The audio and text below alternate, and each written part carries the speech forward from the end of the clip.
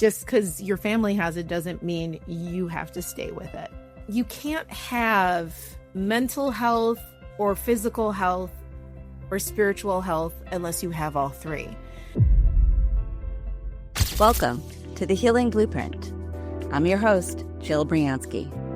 On this podcast, I speak with experts from traditional and holistic healing modalities. And together, we share insights, tools, and practical guidance so you can create your own healing blueprint. Let's move into today's episode and get started. Today, we're talking about intergenerational trauma.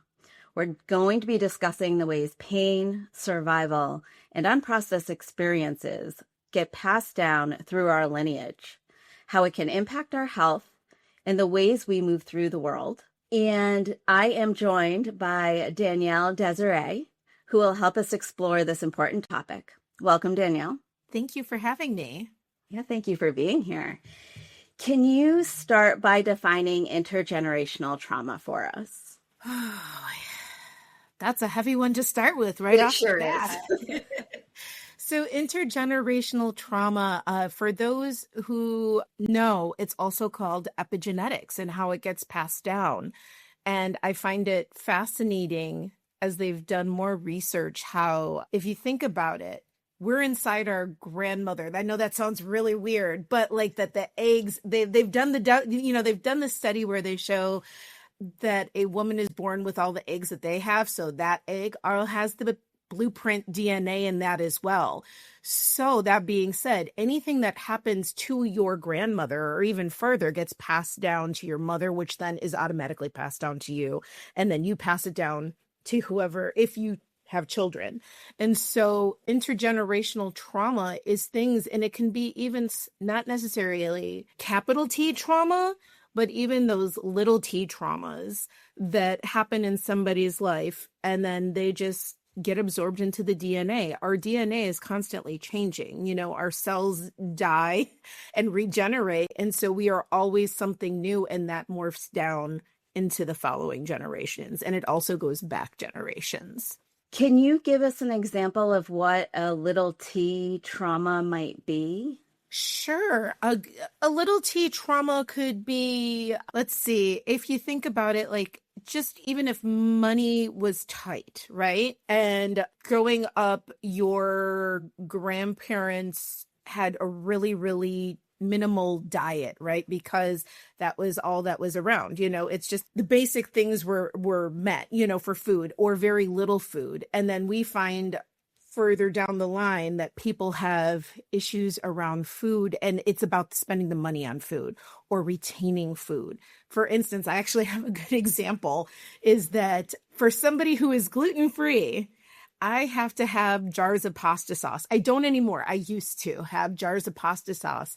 And I finally realized that wasn't me. My grandmother and great grandmother got through the Depression, and it was, let's have something on hand. Like, let's not run out. And so, yes, the Depression itself was a big trauma collectively, but those little things like, make sure you always have a jar of pasta sauce on hand, because you can turn that into soup. You can add that to rice. You can add that to whatever, right? To fill the belly and just make things interesting. So I had to actually stop and realize, like, why do I have like 4 jars of pasta sauce in my pantry? And I'm gluten-free, so it's not like I'm eating pasta all the time.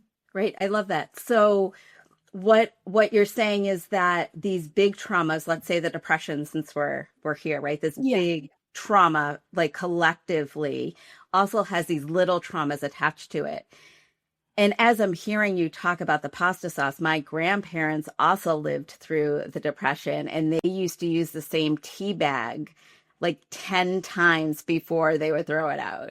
Exactly. Okay. So these little things that we don't even realize that our ancestors are doing, but we've watched, are impacting us as well. You're saying on a cellular level. Correct. Okay. So this all is incredibly fascinating. How did you get into this line of work and understanding the DNA of your ancestors and your lineage and how that has impacted your body? So I am a first generation Haitian American, and my dad came here at 21. And this is important because I've had to look as I've unpacked all the things that have happened or how I show up in the world, how different things affect it. And my mom's family, the lineage, like my mom's side of the family came over through Ellis Island from Sweden. And so as I've looked at the different things and how I show up in the world and unpacking this, one, I was a sick kid and I got help in a non-Western medical way because Western medicine was saying, oh no, you're fine, you're fine, you're fine. And actually, my mom's younger sister said, oh, go see my naturopath. For those of you who don't know what naturopathy is, the best way I can describe it is somewhere between a chiropractor and a massage therapist. So adjustments are made to the body, but without cracking. And so I started seeing a naturopath, and within a month, he helped me get back on track, and my life was going back to normal as a 12-year-old. And I fell in love with the medicine, which then led to becoming a massage therapist while I was going to go to school to become a naturopath. And then one day I said, nope, I had a little voice in spirit say, hey, this is what you're supposed to be doing. And I was like, okay, I'm going to just stick with massage.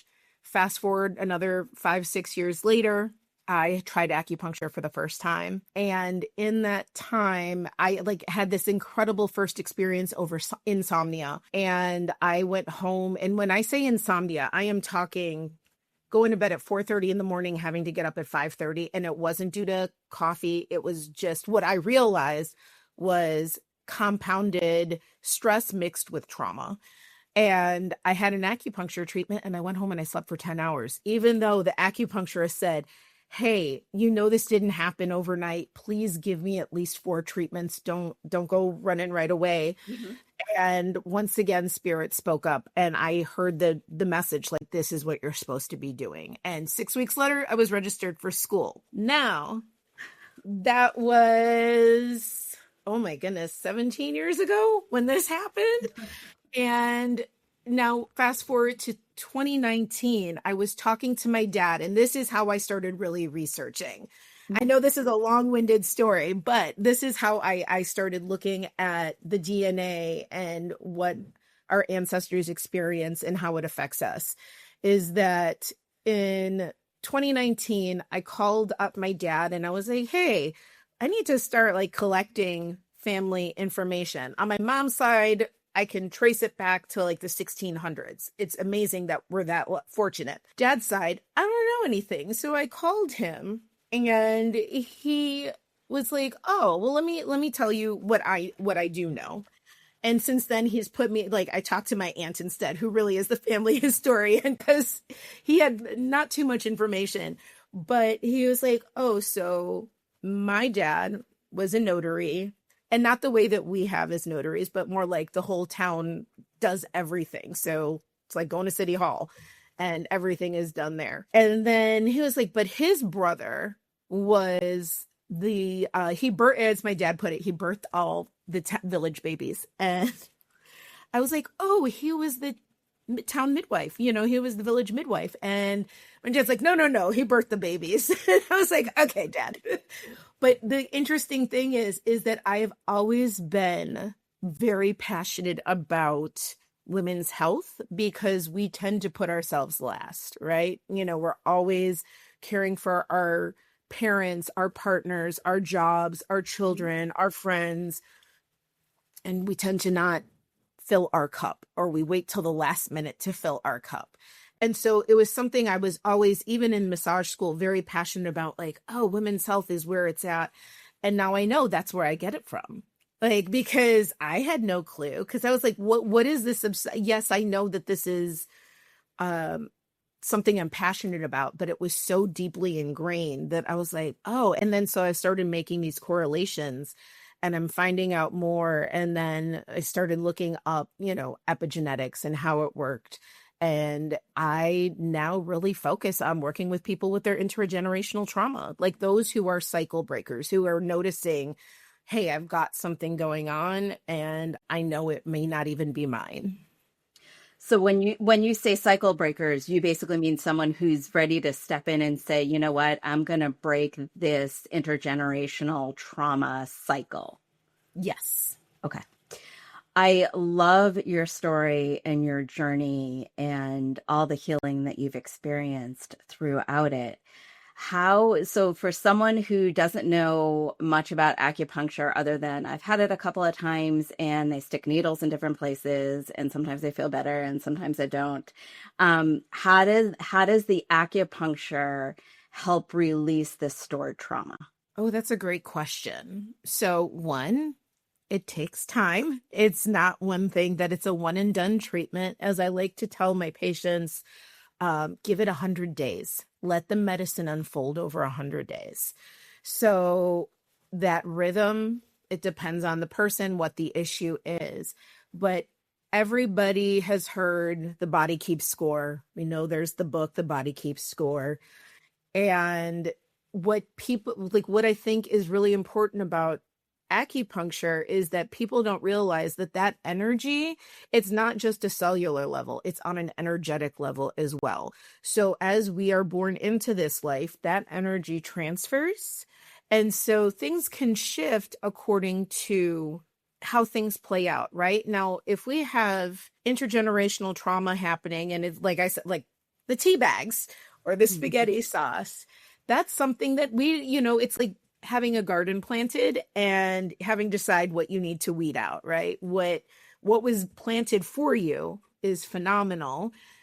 And also not necessarily what you want, right? There's things that we want in our gardens that are different. So acupuncture then helps define what that is. Sometimes it's just being able to realize when you get an acupuncture treatment, what is yours and what isn't. Some people say, I just don't know what's wrong. Like just something is off. I feel stuck, or I'm in the same pattern over and over, even though I've gone to talk therapy, I'm doing CBT, I'm doing, all the different things that are out there.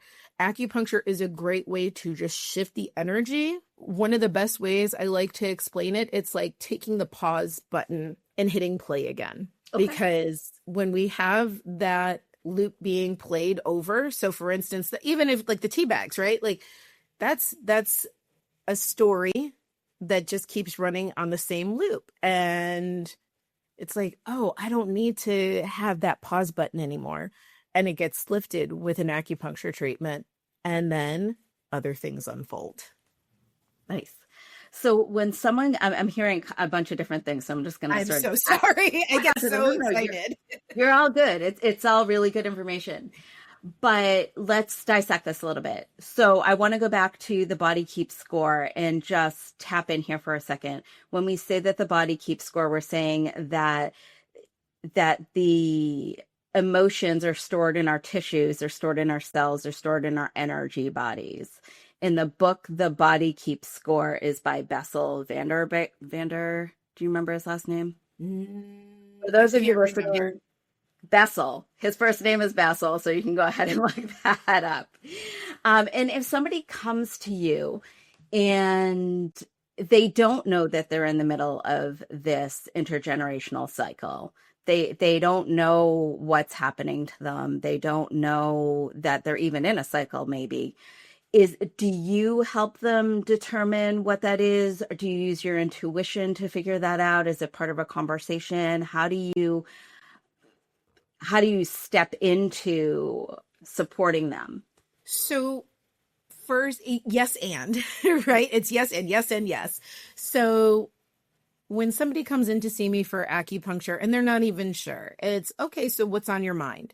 I always ask, even in they're filling out their intake forms and they're saying what they're coming in for. Because some people are like, oh, it's nightmares or physical pain or fertility. It could be an array of different things, but whatever it is. And then we start to unpack it in person where it's just like, okay, so one of the questions I always ask is how does stress and or anxiety show up in your body? Because it isn't always heart racing. Or it's not all, everybody has a different way as to how they store it. So I start there. if somebody's aware, because some people are just like, no, I don't have stress or anxiety. It doesn't happen. I'm like, okay, good to know. That lets me notate it as, all right, we're going to hold that in place for now, because I'm not here to put my views into, subject it into and interject into somebody's life. It's wherever they're at. And I meet people where they're at. So I have people who know they have an issue and they come in and they say, I don't want to talk about it. And I'm like, great. I just need to know, are you having these things? We don't have to talk about the nitty gritty details. And so sometimes I get it that way. Sometimes I get it with, yes, I know what's going on. And for me, it's a lot of using my intuition, also seeing how far the patient wants to go. Not everybody wants to go down that rabbit hole right off the bat. And it's just saying, okay, we're starting with a basic conversation. And then usually when certain emotions come up, that's where it's given me like a little window crack or like, okay, now I'll ask, so what's the earliest that you remember feeling like this? And that's when we start finding out if things have been going on for a long time, or if a pattern has been going on, or if even somebody says, my whole family has had this history. It doesn't mean it has to end that way. Just because your family has it doesn't mean you have to stay with it. And that's how we come up with working through the intergenerational trauma. I love that, because a lot of acupuncturists that I have gone to, they don't take the time to have those conversations.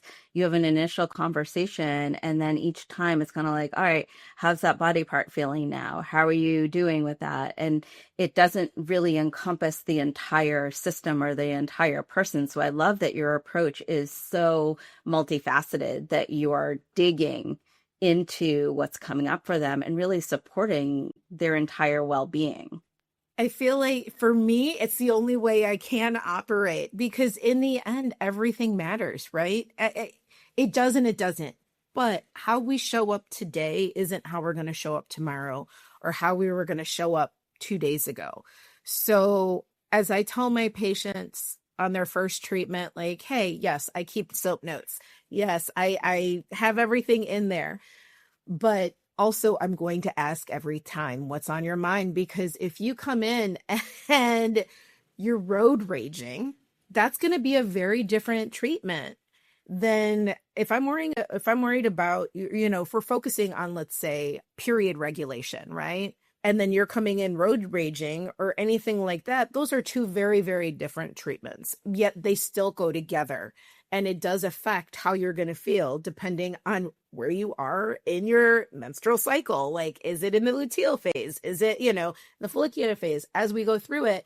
And so it is so important to find out what's on somebody's mind in that moment, because it does change the approach. Yeah. And so when you start working with this intergenerational trauma and you start working with somebody, you say, you give me 100 days, or at least give the process 100 days. That's not coming to see you every day for 100 days. Oh, no. I'd say give the medicine 100 days, and then that would be roughly, depending on what the scenario is, once a week, which ends up being about 12 treatments, give or take. And if somebody's traveling, that's okay. The whole point is you want to give the time for the body to unpack and feel safe, right? Because that's part of it. When we have issues, one of the things I've learned from my mentor over time with her is resistance to change is the underlying issue, whatever it is. And it could be just, even if it's back pain, even if it's life feeling discombobulated because you're like, what's happening? It's you get a cold. Even that is resist. Are you stopping to take care of yourself when you have a cold and say, you know what, I'm going to stay home, sleep, have soup, tea, get the rest, and let my body, because it's telling me to stop? Mm-hmm. Or are you gonna be like, no, I'm just going to power through? And then we end up sicker later because we keep pushing. That being said, I know that's another example, but it's one of those things that if we give the 12 weeks for that time to unfold, it's those little changes that happen bit after bit that just one thing after another. And every time I ask different things, because it's not just about, is this body part hurting still? Or it's also, so how's your sleep? How's your energy levels? Any digestive issues? Because I just had somebody yesterday who's like, oh yeah, I noticed that too, and that too. And they're settling more into their body, even though they came specifically for pain. They're noticing how they're able to handle their stress in their life. They're able to handle just how they move through their life easier, and had no idea that could change with just a couple acupuncture treatments. Yeah, it's amazing. So when somebody comes for a treatment with you, for a package, maybe, I don't know if you do packages, but let's say that somebody is coming for intergenerational work, or you've discovered once they've shown up that they need some intergenerational work. What can they expect over that 100 days? Can they expect in between the sessions? So it depends on each person and how they're aware of their own bodies, which is why I ask those questions. Because like I said, some people are like, nope, I'm great, fine. So I will say people will notice over that time that I can see anywhere from like the sleep changing, energy levels changing, digestive changing. But I've also watched other patients who are suddenly finding the motivation to do small things, even if they're not aware of it yet, that all of a sudden they're able to get projects done that they couldn't get done before. That just, it doesn't have to be like, massive projects that $20,000 renovation, but like the little things like, oh, I need to fix this in the bathroom, or, oh, I need to do that. And watching how patients suddenly find more time for everything, that they have the motivation they feel inspired to do little things that they didn't have before, that they are more present. That is a huge one, is that people are like, wow, I'm more present. They stop disassociating as much. Because I do talk about with every patient, are you a fight, flight, or freeze? Mm-hmm. And how that shows up for them, and how they notice that they're not freezing as much, or they don't go on their phones, or fill in the blank. There's so many different little ways that it just starts to unpack. And then if people are also doing the homework I assign, because I do assign homework, nothing too crazy, because I believe that small changes bit by bit are the way to do it, to make it a lifestyle change versus a short temporary. I know for me, at least, if somebody says, hey, you need to stop all this and do this instead, yeah, maybe I'll do that for a week or two, and then I crash and go like, no, you can't tell me what to do. I'm going to do whatever I want. But if they do the little bits of homework and we add it in piece by piece, they look completely different 12 weeks later. I find homework to be so important, because you're creating continuity within the healing structure. Yes. It's not just, yeah, I'm going to go in for a treatment and I'm going to give my power over to this person and they're going to do all this stuff for me and I'm going to walk away. I'm going to be great. You're basically saying, yeah, I'm going to do this and I'm going to support you. But now here's the way that you need to continue and support yourself in order for this change to actually occur. Yes, exactly. I've noticed when people say, because one of the questions I do get on the regular is how soon should I see results? And I'm like, well, it depends. Yes, I'll tell people 100 days, but it does depend on you. Because just as you know, if somebody shows up and does just abdicate their power to you and say, I'm just here, you're going to take care of me. Every week we're starting from square one again if you're not doing anything to support the changes that we create week from week. So like one of my first things that I just ask people to do is start their morning with a big glass of warm water, warmer than room temperature, not as hot as tea, and chug it down. That's it. And wait 10 minutes. And we're talking plain water, not water with lemon, water with salt. Everybody has their own little thing. Just 16 ounces of warm water every morning, and just see what happens. And at first, me included, because I don't ask my patients to do things that I won't do. It was like, oh, this doesn't feel good. I don't like this. And now I can tell my body's like, where's my water first thing? But it's a massive change. And I don't think people give it enough credit until they get into it. And now I've got so many people who are like, wow, I function so much better. Like, we're not even going to get into the coffee, the tea, I'm like, let's just start with one small thing. And even that alone can shift somebody's body and perspective massively. And I imagine that allows for the energy to flow through their body easier as well, right? So it helps with the treatments and the flow of the toxins coming out of the system.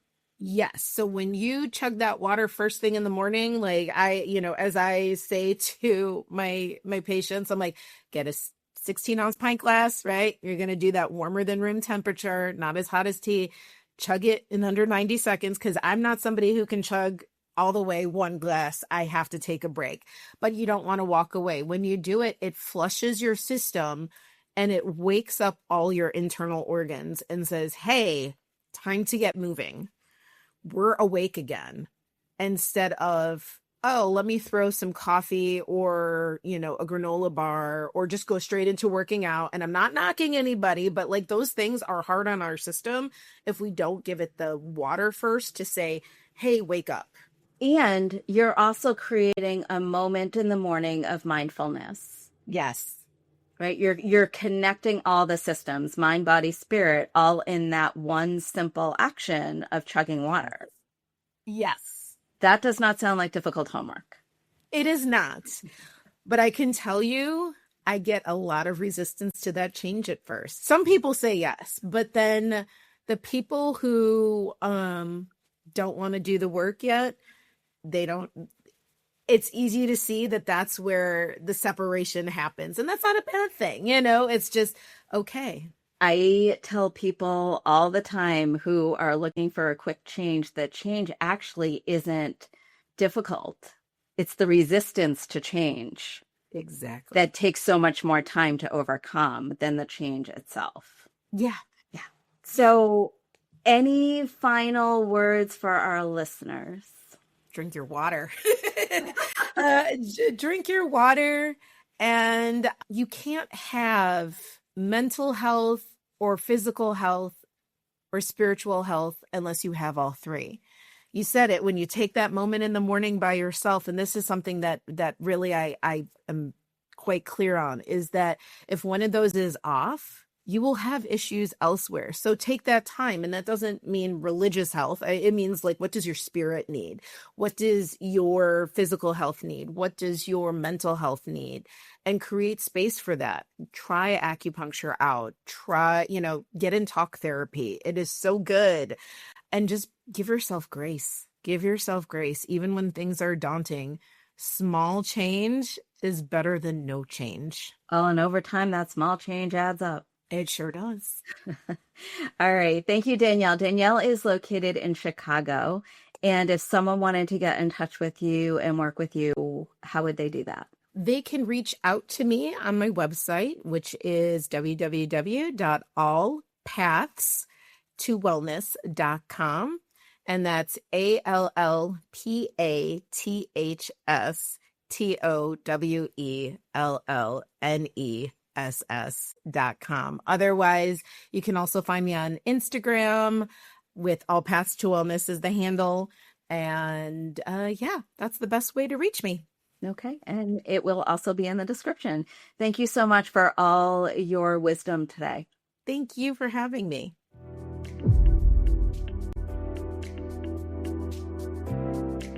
That's a wrap for this episode. Honor what landed, release what didn't. And we'll see you next time on The Healing Blueprint.